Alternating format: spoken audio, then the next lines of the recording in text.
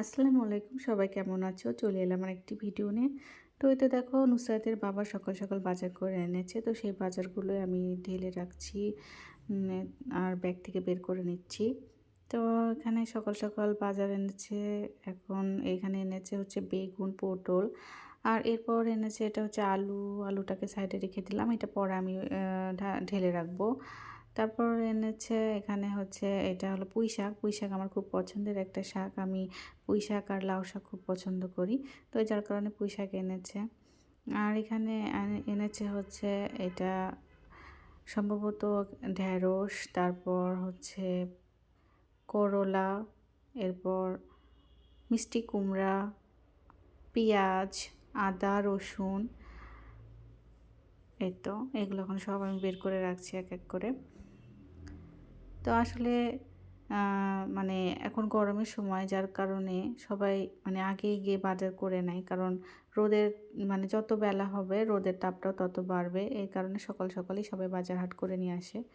তো ও তাই করলো। নুসরাতের বাবাও সকাল সকালই গিয়ে বাজারটা করে এনে আমাকে দিয়ে তারপরে ও আবার দোকানে চলে গেল।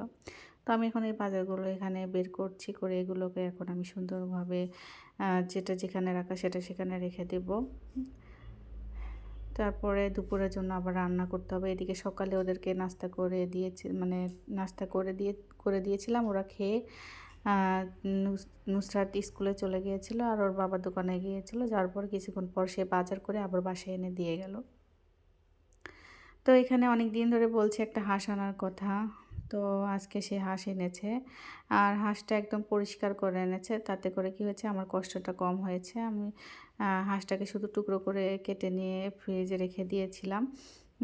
যেহেতু পরিষ্কার করে এনেছে, সেহেতু আমার কষ্ট হয়নি তেমন একটা। একদম হাঁসটাকে পরিষ্কার করে আনার কারণে আমি অনেকটাই খুশি হয়েছিলাম, কারণ হাঁস বাছতে অনেকটাই সময় লাগে। তো এতে দেখো মাসাল্লাহ হাঁসটা অনেক বড় এনেছিল। তো যাই হোক, এখন এগুলোকে আমি সুন্দর মতো গুছিয়ে তারপরে রেখে দেবো, আর হাঁসটাকে কুটে আমি ধুয়ে ফ্রিজে রেখে দেবো। তো এরপরে দুপুরে রান্নার জন্য আমি চলে যাব। তো এখন আমি এখানে কয়েকটা আলু টুকরো করে কেটে নিচ্ছি, কারণ আজকে আলু দিয়ে মুরগির মাংস রান্না করব। আসলে আলু দিয়ে মুরগির মাংসটা রান্না করলে আমার কাছে অনেকটা ভালো লাগে। তো আলুগুলো ছোট ছোট করে মানে কেটে নিব, বেশি বড় করে কেটে নিব না, তাহলে কি হয় যে আলুটা সিদ্ধ হয় না। যার কারণে আমি এই সাইজ করে আলুগুলো কেটে নিচ্ছি। তো আলুগুলো কাটা হয়ে যাবে। এদিকে আমি অফ ক্যামেরায় পেঁয়াজ কেটে নিয়েছিলাম, নিয়ে এখন আলুটা কাটছি। তো এই তো দেখো, আলুটা কেটে নিয়েছি। আসলে কি বলো তো, গরমের মধ্যে ইচ্ছেই করে না যে রান্নাঘরে এসে আবার আগুনের তাপে রান্না করি। খুবই গরম লাগে, একদিকে রোদের তাপ আর একদিকে চুলার তাপ। তো যাই হোক, কিছু করার নেই, রান্না করতেই হবে। হয়তো আলুগুলোকে এখন আমি একটা বাটিতে উঠিয়ে রাখলাম, রেখে এখন আমি চলে যাব রান্না করতে।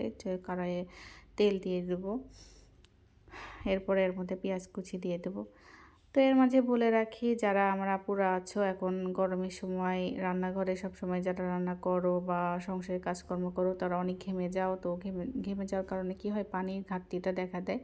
তো তোমরা চেষ্টা করবা দিনে 2.5 লিটার পানি খাওয়ার, কমপক্ষে 2.5 লিটার পানি তোমাদেরকে খেতেই হবে। তাতে করে কি হবে, তোমার স্কিনটা ভালো থাকবে, তোমার শরীর ভালো থাকবে। আর যত পরিমাণে পানি খাবে তোমার কিন্তু মুখের স্কিনটা অনেক ভালো থাকবে, মুখটা ফ্রেশ থাকবে। আর একটা টিপস বলে দিই, সেটা হচ্ছে তুমি এখন মানে এই প্রচণ্ড গরমে কি বারবার মুখটাকে ঠান্ডা পানি দিয়ে ধুয়ে নিতে হবে। তাতে করে স্কিনটা সতেজ থাকবে আর পিম্পল বের হবে না বেশি। পিম্পলের পরিমাণটাও কমে যাবে, যাদের পিম্পল আছে পিম্পল কম বের হবে। ঠান্ডা পানি দিয়ে মুখটা যত বেশি ধুবে তত তোমার স্কিনটা সতেজ থাকবে। তো এই তো দেখো, আমি মশলা অ্যাড করে দিলাম, আদা রসুন বাটা দিয়ে দিলাম। তারপর এখন এটাকে পেঁয়াজের সঙ্গে একটু ভালো করে ভাজিয়ে নিচ্ছি। এরপর এর মধ্যে পেস্ট করে রাখা মশলাগুলো আমি দিয়ে দেবো। এই মশলাগুলো আমি আগেই পেস্ট করে রেখেছিলাম, একটু হালকা পানি দিয়ে। এর মধ্যে রসুন এর মধ্যে আছে হলো মরিচের গুঁড়া, তারপর হলুদের গুঁড়া, ধনা গুঁড়া, জিরা গুঁড়া, তো আর লবণ, এগুলো দিয়ে আমি পানি দিয়ে একটু পেস্ট করে দিয়ে দিলাম। আর এভাবে মশলা অ্যাড করলে কি হয়, মশলাটা পোড়ার ভয় থাকে না। যার কারণে আমি এভাবে মশলাটা অ্যাড করলাম। তো এতে দেখো, এখন আমি মশলাটাকে ভালো মতো কষিয়ে নিব। মানে মশলাটাকে যত ভালো করে কষানো যাবে রান্নার টেস্টটাও কিন্তু ততটাই ভালো হয়। এই জন্য মশলাটাকে কষিয়ে নিচ্ছি। তো এর ফাঁকেই বলে রাখি, যারা আমার ভিডিও দেখো বা দেখছো, যদি আমার ভিডিওতে কোনো রকম ভুল ত্রুটি থেকে থাকে বা আমার কথায় যদি কোনো ভুল ত্রুটি থেকে থাকে তোমরা ক্ষমা সুন্দর দৃষ্টিতে দেখো। আর একটা কথা বলি যে আমার ভিডিও যদি কোনো একটা অংশ তোমাদের ভালো লেগে থাকে তাহলে আমার ভিডিওতে একটা লাইক দিয়ে দিও। আর যদি একটু বেশি ভালো লেগে থাকে তাহলে প্লিজ আমার চ্যানেলটিকে সাবস্ক্রাইব করো, আমার পাশে থেকো। তো এই তো দেখো হচ্ছে এখানে মশলাটা কষানো হচ্ছে। তো তোমরা কমেন্ট করো আমাকে, আর কারো কোনো প্রশ্ন থাকলে কমেন্টে সেটা জানিও, আমি তাদের কমেন্টের উত্তর দেব, কারণ আমার কমেন্টের উত্তর দিতে ভালো লাগে। তো তোমরা যত বেশি কমেন্ট করবে, যত বেশি আমার ভিডিওটাতে একটা লাইক দিবে, তত বেশি আমার ভিডিও করার আগ্রহ বাড়বে, আর তত আমি মানে ভিডিওটা করার আগ্রহ পাবো। তো তোমরা জানিও কীরকম ভিডিও দিলে তোমাদের ভালো লাগবে, কিভাবে ভিডিও করতে হয়। তো আমার ওরকমভাবে জানা নেই, আমি যেরকম পারি সেরকমভাবে ভিডিওটা দিই। তো তোমরা কিছু মনে করো না। তো এই তো দেখো মশলাটাকে কষিয়ে নিলাম। এখন এরপরে এর মধ্যে কি করব, আমি মাংসটাকে অ্যাড করে দেব। মশলাটা ভালো মতোই কষানো হয়ে গেছে, উপরে দেখো তেলগুলো ভেসে উঠেছে। তো এই যে এর মধ্যে আমি মাংস অ্যাড করছি। এখন এই মাংসটাকে দিয়ে আবার মশলার সাথে আরেকটু ভালো করে কষিয়ে নিব। তাহলে কী হবে, মশলাগুলো মাংসর গায়ে লেগে যাবে আর তাতে ভালো হবে টেস্টটা। তো এই যে দেখো মশলাগুলো মাংসর সঙ্গে আমি মিশিয়ে দিচ্ছি। তো এরপরে হচ্ছে এর মধ্যে আমি আলুগুলো অ্যাড করে দিব। তো আজকে একটা পদই রান্না করলাম, কারণ এদিকে আমার হচ্ছে হাঁস, এগুলো পরিষ্কার করে মানে কুটে বেছে নিতে, তারপর বাজারগুলো গুছিয়ে রাখতে অলরেডি দেরি হয়ে গেছে।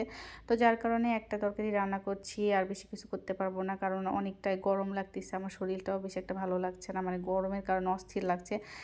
আর এখানে একদিকে রোদের তাপ, তারপরে এদিকে আবার হচ্ছে চুলার আগুনের তাপ। আর রাজশাহীতে সবসময় গরম বেশি থাকে, আমাদের এই অঞ্চলে গরম ঠান্ডা দুটোই বেশি। তো এতে দেখো আমি এর মধ্যে আলুটা অ্যাড করে দিলাম। এখন হচ্ছে এটার মধ্যে পানি দিয়ে দেবো আর একটু ভাজা ভাজা করে নিয়ে, তারপর পানি অ্যাড করে পরে এটা কষাতে দেবো। তারপর যখন কষানো হয়ে যাবে ঝোল দিয়ে একটু রান্না করে তারপরে নেমে নেব। আসলে কষানোটাই মেন, কষানো মানে কষানোর কারণে কিন্তু মাংসটা অলরেডি সিদ্ধই হয়ে যায়, শুধু পানিটা ঝোলের কারণে দেওয়া লাগে, এইটাই আর কি। তো ওই তো দেখো মাংসটা কষানোর মধ্যেই হয়ে গেছে। এখন এর মধ্যে পানি আমি অ্যাড করে দেবো, যতটুকু পরিমাণে পানি লাগবে সিদ্ধ হতে সেই পরিমাণ পানি দিয়ে এটাকে আমি ভালো মতো কষিয়ে নিব।